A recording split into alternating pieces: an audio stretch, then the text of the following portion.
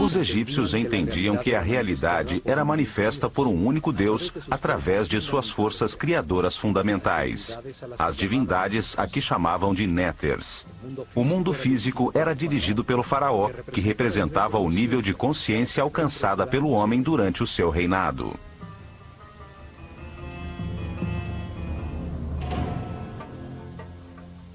O faraó era a encarnação do Ka real, um único espírito que evoluía reencarnando de faraó em faraó. Isto o transformava numa divindade intermediária entre o homem e Deus, encarregado de conservar e aperfeiçoar a ordem no mundo físico egípcio. Seu universo espiritual era guiado pelo Hierofante, sumo sacerdote da escola de mistérios do Olho de Horus, primeiro servo de Deus, Hen-Nefer-Tepi, o grande vidente.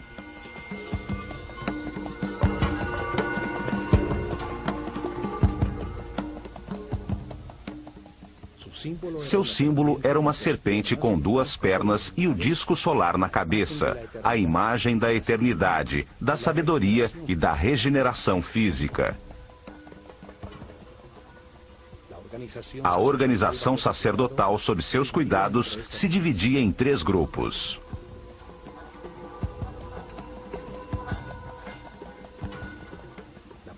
O primeiro se encarregava do conhecimento verificado e era dirigido pelo mais sábio dos sacerdotes. O segundo se encarregava da arte e dos rituais, e o terceiro era encarregado da administração dos templos.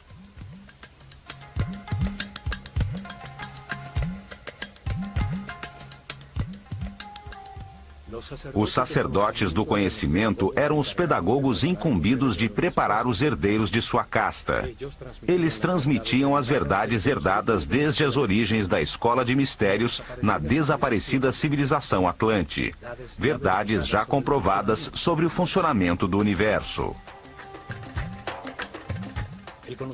O conhecimento no mundo egípcio era transmitido com exclusividade aos iniciados da escola, que demonstravam com provas e atitudes perante a vida que podiam receber sabedoria e não fazer mau uso da mesma.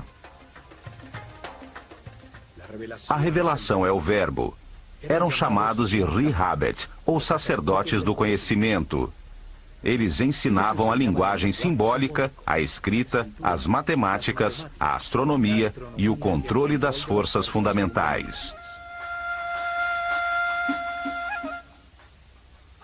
A este grupo pertenciam os Kabirim, os medidores do céu, que registravam em todos os templos a abóbada celeste, fixando pelas estrelas o momento exato dos rituais diários, das festas anuais e da mudança que anunciava o fim de uma era e o começo de outra.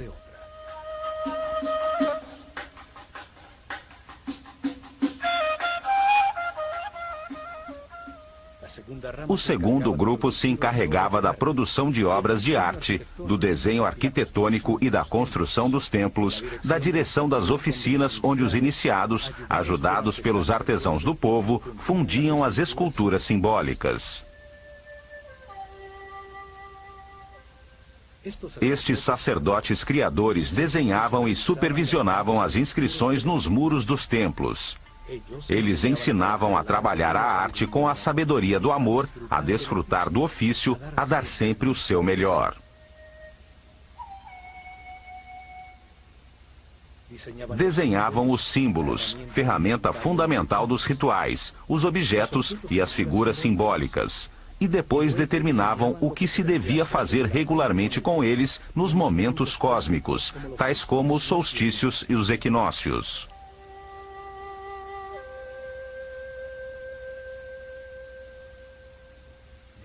Estabeleciam os rituais, o que deveria ser entendido através das sensações em um percurso espacial, sem intervenção da razão, e também as ações necessárias para criar a segurança no povo e gerar uma energia especial nos participantes.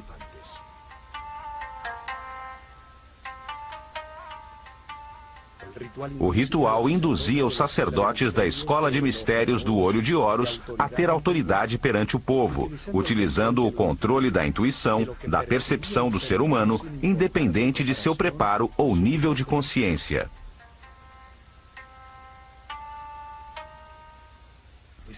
Estabeleceram com cuidado o que os participantes percebiam: os sons, as palavras, os aromas associados como o incenso, suas cabeças raspadas e suas vestimentas brancas que denotavam limpeza, os colares de flores e as barcas douradas nas que carregavam os símbolos de sua relação com Deus.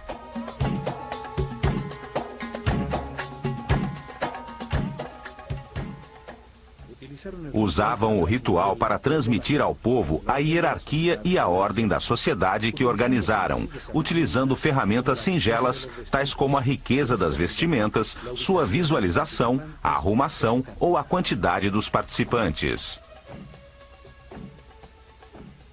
O ritual renovava a relação entre os poderes. Acima, o Deus único. A seguir, os néters, os mortos, os sacerdotes, o faraó, seu exército e o povo. Os rituais aproximavam o homem do sagrado, induziam emoções intensas que impulsionavam suas ações de uma forma suave.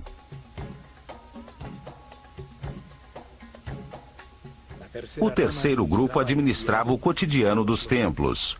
Organizava os cultivos, a recepção dos víveres, a preparação das refeições, a limpeza dos recintos, formando uma sociedade comunitária.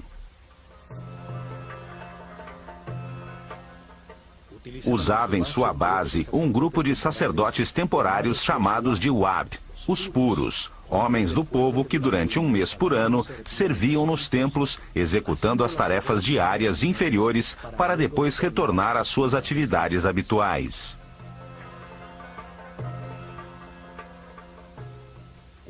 Alguns viviam no campo, cultivando os terrenos cedidos pelo templo em volta dos seus muros externos. Chegavam ao amanhecer para realizar os rituais de purificação para entrar no templo e continuar com suas atividades diárias.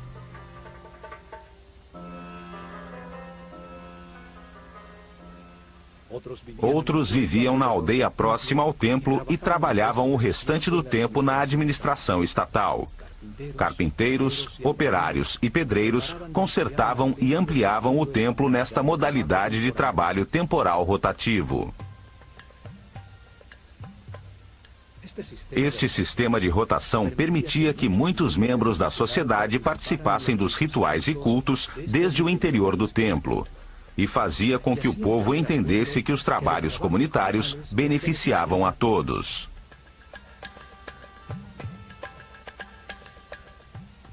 Os três grupos convergiam nos templos, os lugares onde se organizava a ordem, o Ma'at, a busca do equilíbrio harmônico temporal. Ali, o homem se submergia no espaço sagrado orientado para o cosmo, registrando seu permanente movimento.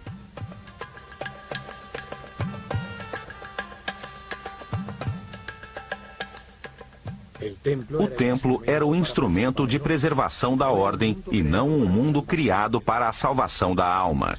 O espírito se aperfeiçoava e adquiria mais informações através da reencarnação ao compreender os erros cometidos. O erro era um instrumento de aprendizado. Não era necessário ser salvo dele.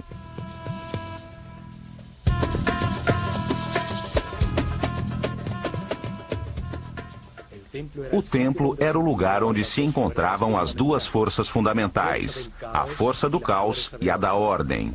Ali se atingia o equilíbrio necessário, a harmonia que leva ao aperfeiçoamento de todos os indivíduos da sociedade.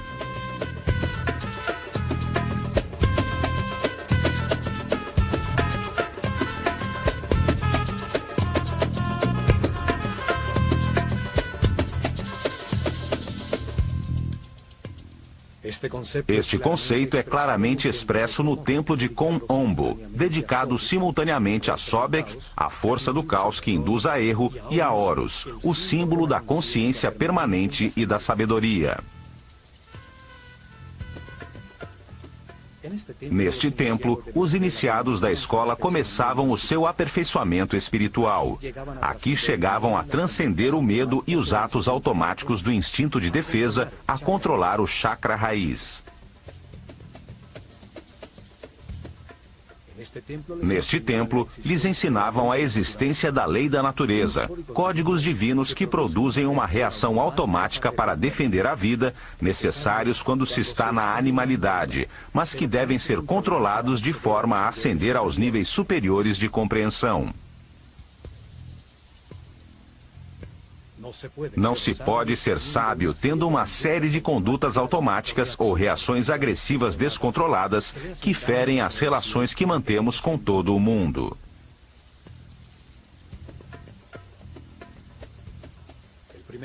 O primeiro nível de compreensão terminava quando entendiam que a vida é eterna, que a morte é uma porta no processo de reencarnações, quando controlavam as reações automáticas de agredir para defender a vida. Isto era demonstrado ao sobreviverem à prova da morte no centro conceitual dos doença ante a perfeição de tudo que ocorre no universo, como veremos neste programa.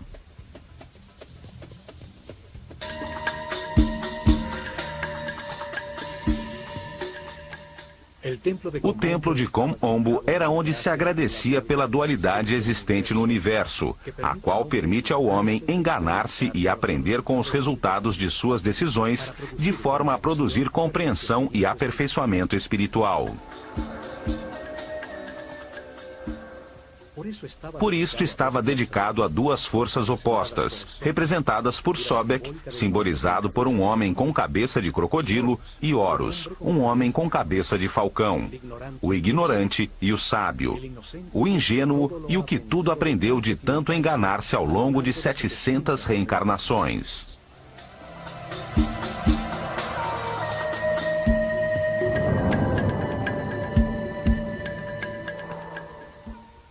Situado às margens do Nilo, a 48 quilômetros ao sul do templo de Edfu, a aproximadamente 25 graus de latitude norte e aos 34 graus de longitude leste, encontram-se as ruínas do templo ptolemaico de Kom Ombo, chamado antigamente Pa-Sobek, o domínio de Sobek, força simbólica representada por um crocodilo. Neste lugar não existe um grande complexo como em Edfu ou em Dendera. O templo era protegido por muros elevadíssimos e o povoado estava em volta de um forte do exército imperial, onde os elefantes africanos eram treinados para a guerra. Ali, desde tempos muito remotos, ao lado do desaparecido forte, existiu um templo dedicado a honrar a polaridade, a dualidade de tudo neste mundo. Durante as dinastias ptolemaicas, o templo foi reconstruído, e são suas ruínas as que chegaram até os nossos dias. Kom Ombo estava voltado para os 43 graus e meio sudeste, em direção à estrela Alfa do Centauro, uma estrela do hemisfério sul, que anunciava o surgir do Sol no equinócio de outono. O templo, dividido ao meio, é dedicado por igual a Sobek e a Horus, os dois extremos do caminho do aperfeiçoamento. Sobek, o começo do caminho, a ignorância e a animalidade. Horus, o fim do mesmo, a consciência permanente e o fim do ciclo de reencarnações.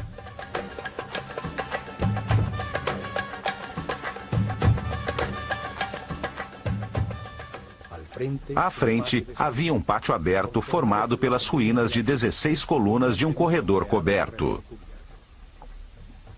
Até aqui, o povo podia entrar. Uma marca nas colunas dava autorização, o símbolo da ave sobre a semicircunferência em honra ao faraó.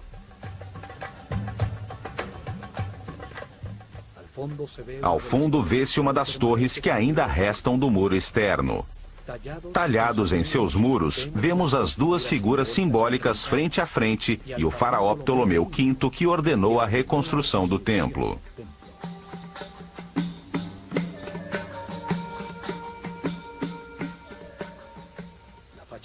A fachada principal tem dois acessos simétricos, sobre os quais um dintel decorado mostra o duplo disco alado rodeado pelas serpentes que simbolizam a luz em meio à dualidade. Um muro a meia altura, como os existentes em Édifo e em Dendera, une 4 altas colunas. Uma 5ª coluna divide as 2 portas. O píluno fechava o pátio descoberto e permitia aos visitantes vislumbrar a fachada interna a partir das portas simétricas.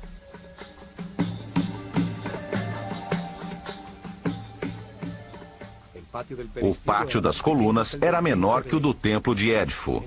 À sombra de suas desaparecidas galerias, os iniciados da escola de mistérios se refugiavam do sol.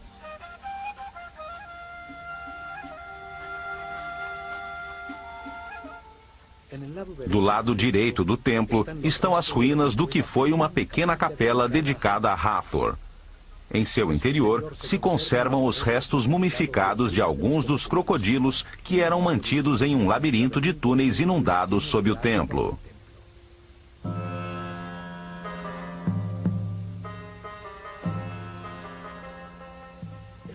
O crocodilo é um dos animais mais duros e resistentes. Sua pele é muito densa, é como o metal dos animais.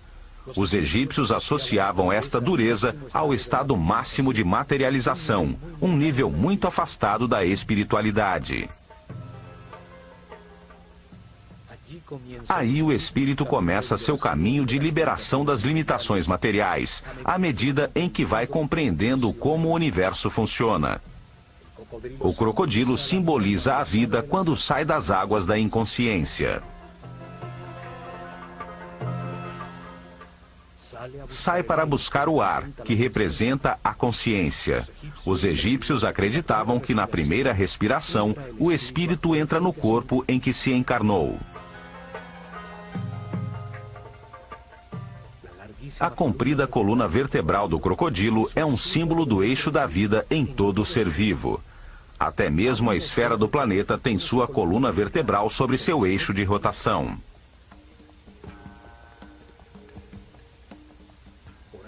Por ela se movimentam as forças eletromagnéticas que lhe dão vida e que formam um campo protetor das radiações solares ultravioletas em volta do planeta, permitindo o desenvolvimento da vida e a evolução da consciência.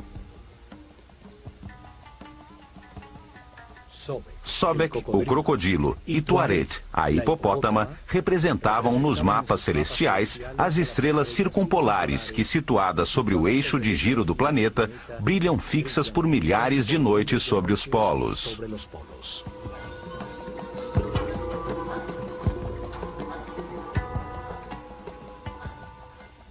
Os 2 animais se mantêm submersos nas águas. Reinam na escuridão, subindo ocasionalmente à superfície em busca de ar para respirar.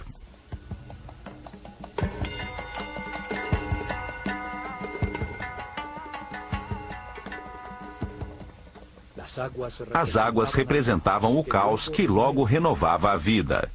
As águas do Nilo, coluna vertebral do Egito, transbordavam periodicamente arrasando tudo, para em seguida produzir o crescimento da vegetação e da fauna.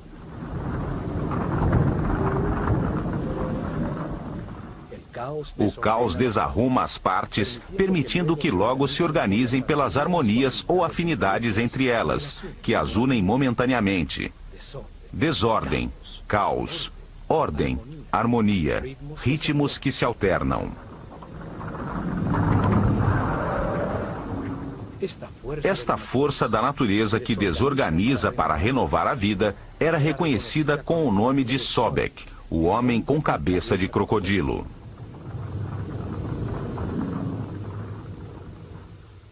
Sobek pertence à corte de Set, o senhor da escuridão, a força que leva o homem ao materialismo, à sensualidade, que atrasa seu caminho evolutivo e que semeia em sua vida decisões erradas para que aprenda com seus próprios erros.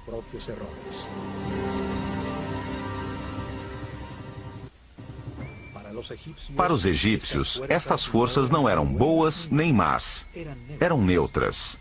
Foram criadas por Deus para permitir o erro e o sofrimento, que trazem compreensão ao homem, levando-o à imortalidade e à consciência permanente.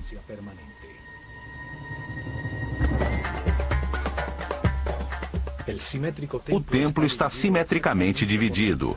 O lado direito, a leste, é dedicado a Sobek.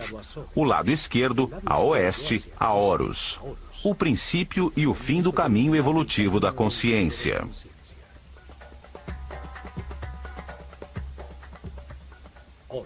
Horus, o homem com cabeça de falcão sobre a qual se assenta um disco dourado, era o símbolo da consciência permanente. Representa um homem que aprendeu tudo nesta escala da realidade.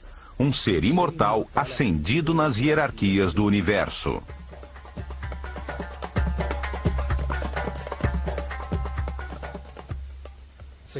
Encontra-se ao fim do caminho do aperfeiçoamento, quando o homem se transforma num mestre, num iluminado que se dedicará a outras missões no universo.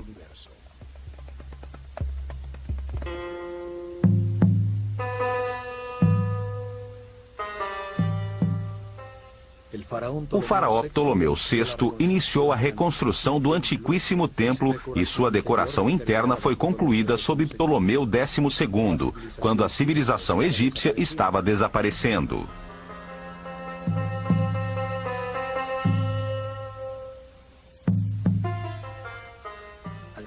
Ao cruzarmos a fachada de 5 colunas com seus muros intercalados até meia altura, temos acesso ao salão comum, a Sobek e Horus, chamado de Casa da Vida.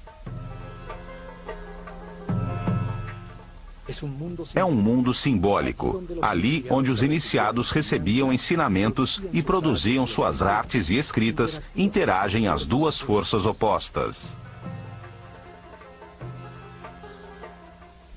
10 altíssimas colunas com capitéis florais sustentam o teto mais alto do templo. Aqui, os iniciados escutaram de seus mestres que para avançar no caminho espiritual é necessário construir uma vontade inquebrantável.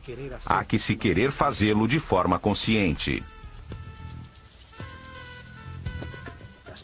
As primeiras lições e exercícios eram destinadas a obter homens de fibra. Uma rígida disciplina era necessária para estudar, para controlar os temores, para dominar as paixões. Poder fazer e abster-se é possuir duplo poder.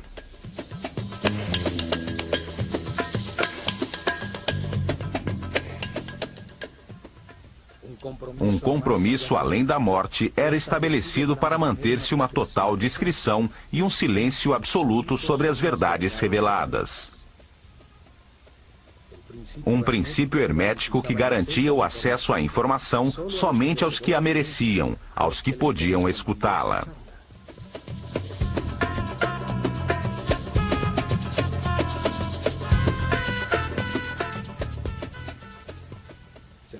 Era-lhes revelado que quando ainda não existem a consciência e o livre-arbítrio, são necessários os instintos, as condutas e reações automáticas.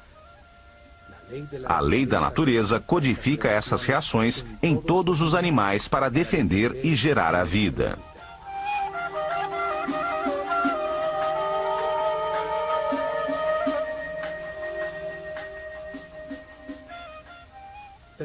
Mas quando se nasce como um ser humano e se quer abandonar a animalidade original, é necessário ter controle e consciência. Ceder às forças da natureza é apenas seguir a corrente coletiva. Só se obtém o conhecimento e evolução de forma individual.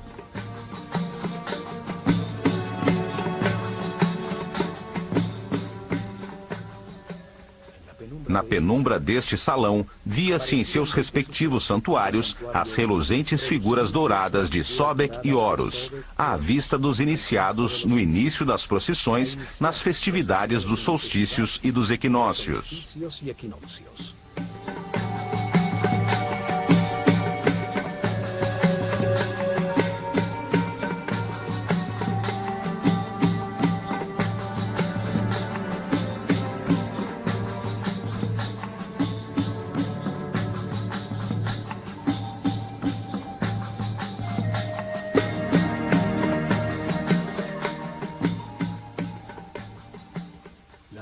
A decoração dos seus muros é cerimonial.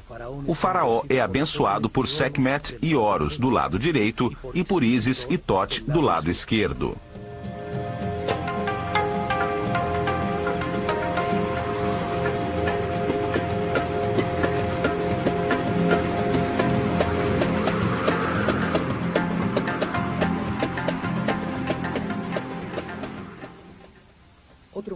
mural semelhante existe do lado de Sobek, ressaltando a igualdade das divindades sem importar suas condições polares, se são boas ou más, se há luz ou escuridão. As forças opostas existem para moldar a consciência do homem, para que aprenda com o resultado de suas próprias decisões.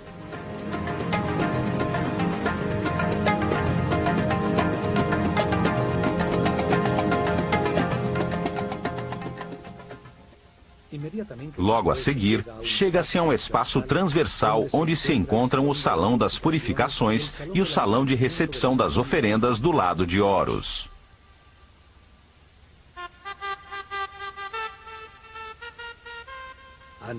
Antes do nascer do sol, os sacerdotes se banhavam nas águas do poço ou do lago sagrado do templo, recebiam a fumaça do incenso e mascavam natrão, um tipo de sal, num ritual diário de purificação.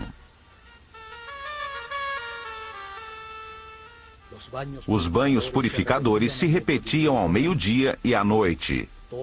Todos eram circuncidados, um hábito logo adotado pelos judeus. Vestiam-se sempre de linho branco. Não lhes era permitido usar vestimentas que contivessem peles ou partes de animais mortos, como o couro e a lã.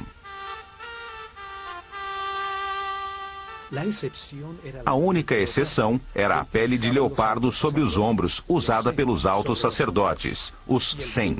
Usavam o cabelo trançado de um lado da cabeça, como uma marca de sua condição.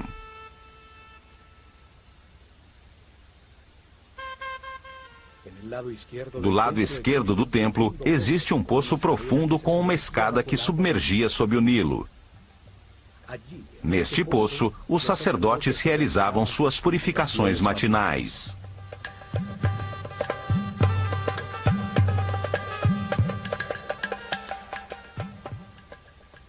Uma abertura superior permitia que a água enchesse um pequeno aqueduto, que mantinha cheia uma piscina não muito profunda do lado esquerdo do templo, onde ficavam os crocodilos dedicados a Sobek.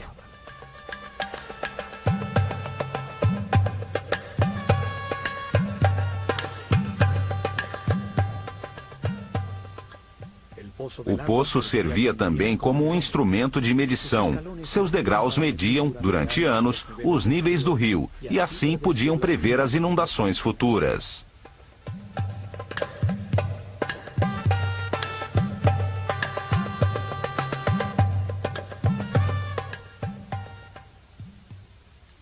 Nos muros de Kom Ombo ficaram registradas as festividades anuais que se realizavam em todos os templos do Egito. As procissões rituais que levavam as imagens simbólicas pelo rio, de um templo a outro, enquanto o povo com colares de flores cantava e dançava.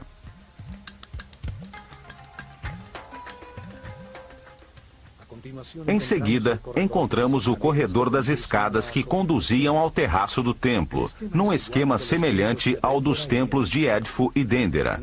Uma escada em caracol de um lado e a escada reta rente ao muro do outro.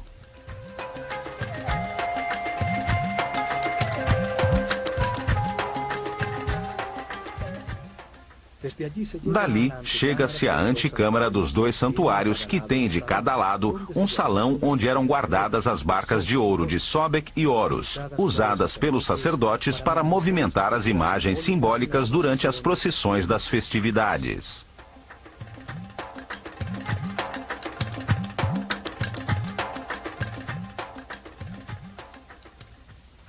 Aqui existe um mural em baixo relevo, onde aparecem Ptolomeu e sua esposa Cleópatra, na presença de Horus e Sobek.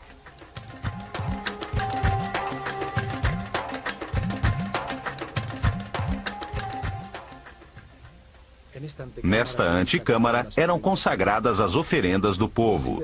Diziam que se Deus não fosse alimentado com tais oferendas, sua fonte de energia se esgotaria, sobrevindo o caos. Era uma forma de agradecimento pelo recebido e de confiança no que viria.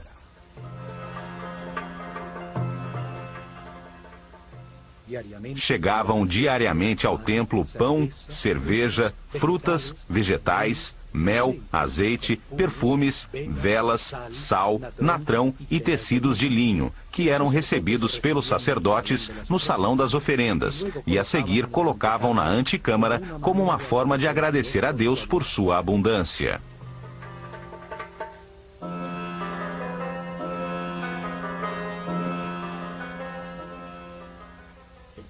O povo contribuía com uma parte da produção das terras que exploravam, propriedade do templo. O templo dava em troca estabilidade, prosperidade, saúde, alegria, vida e ordem. O sumo sacerdote purificava as cestas de alimentos com incenso e com o símbolo da vida, o Ankh. Marcava a transferência da força divina entre os alimentos e a fonte da vida.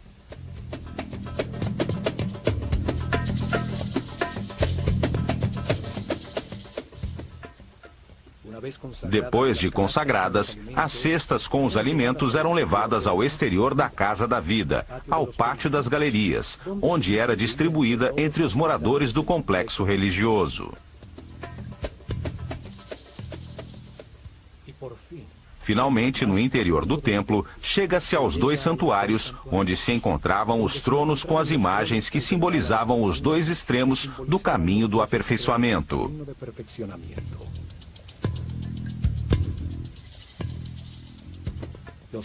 Os raios de sol ao amanhecer desterravam a escuridão, permitindo ao sumo sacerdote do misticismo abrir as portas do santuário e queimar incenso em seu interior. Rompia os lacres de óleo das portas do naus, fazendo surgir o símbolo divino, para agachar-se ante ele e beijar o chão que o sustentava.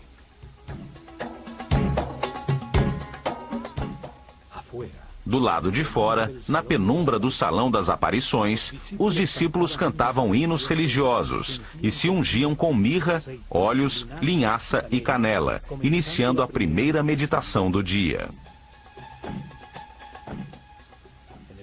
No interior do templo, os assistentes do sumo sacerdote arrumavam a areia do chão, varrendo as marcas dos pés, fechando atrás de si as portas que desde o salão das escadas levavam à antecâmara, até a manhã seguinte.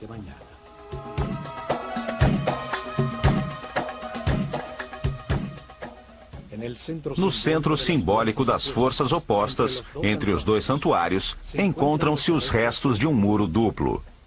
Em seu interior ficava um espaço secreto. Do lado direito deste espaço secreto encontrava-se o Santuário da Luz e do lado esquerdo o da Escuridão.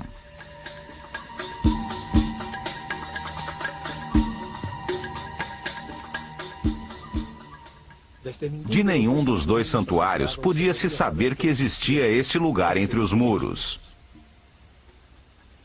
Neste espaço, que era mantido cheio de água até o topo e com acesso no terraço do templo, era onde os iniciados tinham que passar pela prova da morte.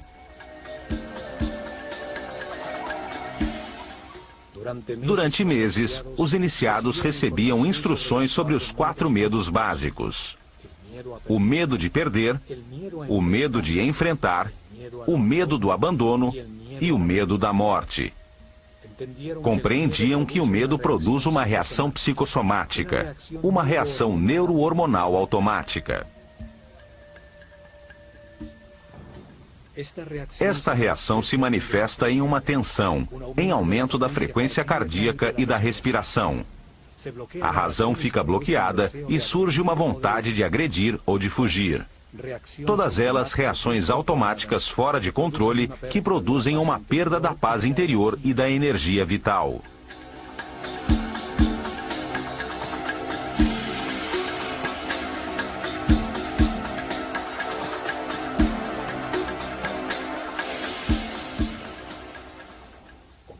Compreendiam que o medo é o resultado de uma mente que sai do tempo presente em direção ao futuro, a um tempo que não existe, para produzir um fato imaginário, onde se perde algo ou alguém ou se tem que enfrentar alguma coisa.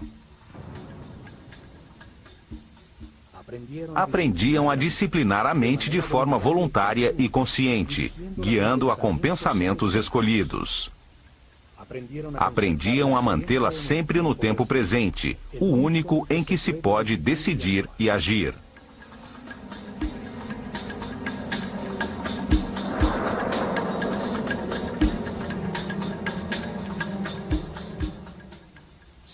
Treinavam para manter pensamentos de satisfação. Compreendiam que tudo o que ocorre é perfeito e necessário para sua própria evolução, que o que lhes acontece tem relação com eles. Assim, aprendiam a evitar os pensamentos negativos, a confiar no universo, a manter-se em paz e harmonia.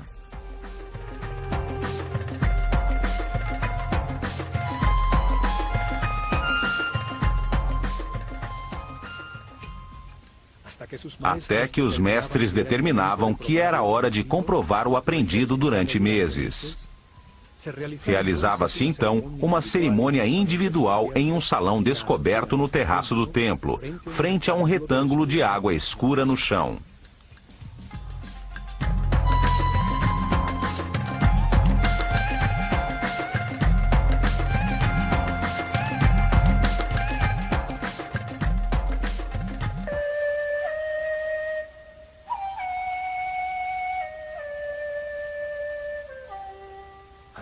Ao começar o dia, após o banho de purificação, o discípulo e seu mestre subiam pela escada reta até o terraço, chegando ao salão das cerimônias descoberto, frente a um retângulo de água no chão.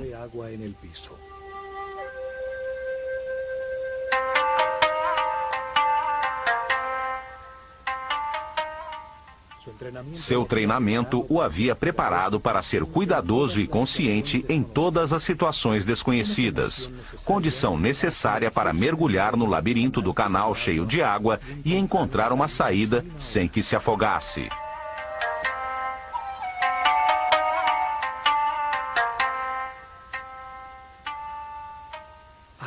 Chegava a hora de demonstrar o compromisso temerário de escapar ou morrer.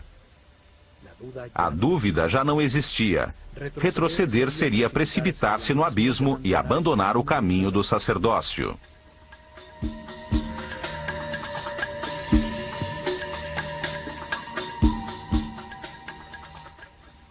Com uma tomada de ar, o símbolo do espírito e da consciência mergulhava numa espécie de túnel vertical com reentrâncias, como num labirinto que afunilavam a passagem.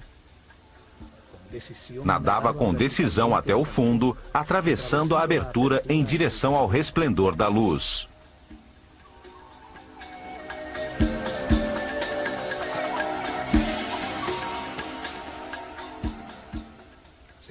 Via-se então num tanque estreito, onde se avistava a silhueta recortada de um enorme crocodilo contra a luz do sol. Podemos imaginar o medo que pode ser produzido e o controle que se tem que ter sobre a mente para permanecer calmo e examinar em volta.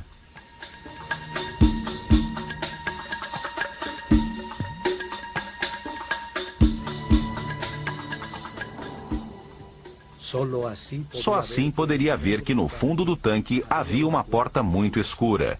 Convencido de que era mais prudente evitar os crocodilos, mergulharia com força no estreito túnel. Muitas braçadas e, enquanto o tempo parecia eterno, chegaria a um tubo vertical, onde lá em cima também brilhava o sol. Já mais tranquilo, chegava à superfície, tendo passado na prova com sucesso.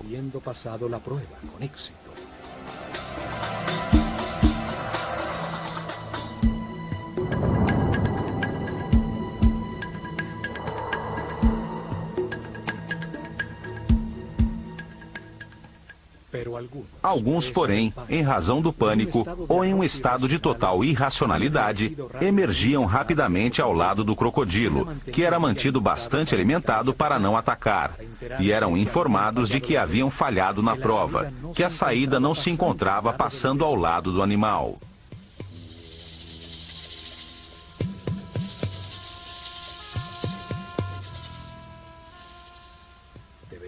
Deveriam submeter-se a mais tempo de meditação e treinamento, a exercícios respiratórios, para voltar a enfrentar a cerimônia, sabendo desta vez que do outro lado haveria um crocodilo esperando.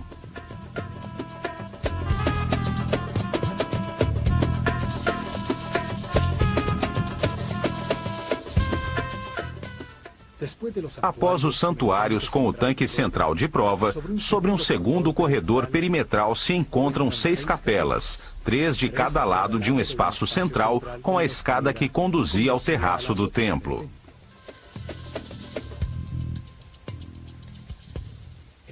Em seus muros existem belíssimas figuras das divindades e do faraó, que sempre representa toda a humanidade.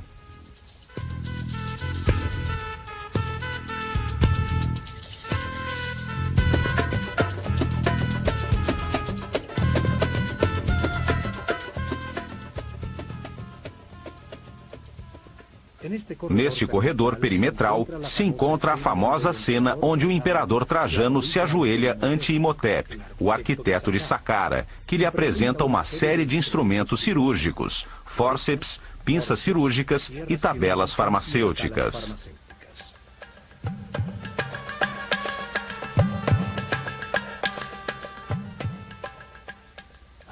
Os doentes vinham até aqui em busca de ajuda e tratamento para os seus males. Muitas das figuras talhadas apresentam uma amostra da sua crença, pois o roçar de milhares de mãos sobre as formas sagradas desgastaram a pedra.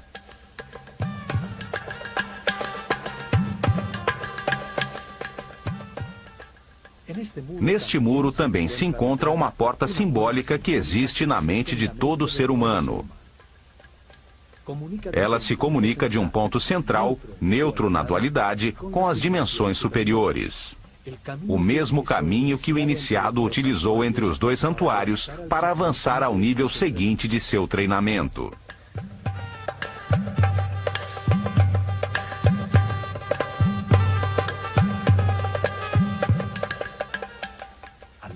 Do lado esquerdo encontra-se Sobek, com uma lança que termina com a figura de um leão, o mais perfeito dos animais. E à direita, Horus, com uma faca com pernas humanas, símbolo do caminho de sofrimento e autocontrole de qualquer ser humano para chegar à condição de mestre ascendido.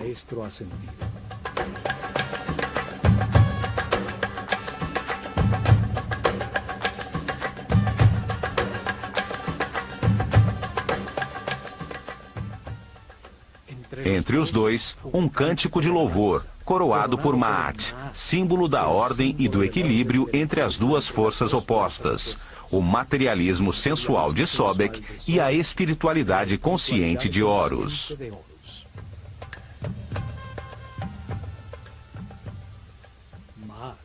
Ma'at, a ordem, sustenta o céu, e em sua volta se encontram as imagens repetidas sobre si mesmas, as quais simbolizam o movimento dos 4 ventos: o leão, o falcão, o touro e a serpente de muitas cabeças, as forças do destino a que todos os homens estão submissos.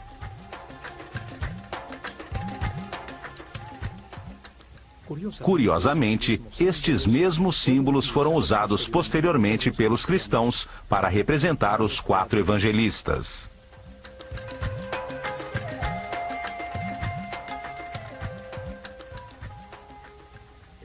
O desenho simbólico deste templo, dividido simetricamente entre a luz e a escuridão, onde os iniciados demonstravam o controle sobre seu medo da morte ao atravessar por um ponto central, neutro em meio à polaridade, deixa muitos ensinamentos.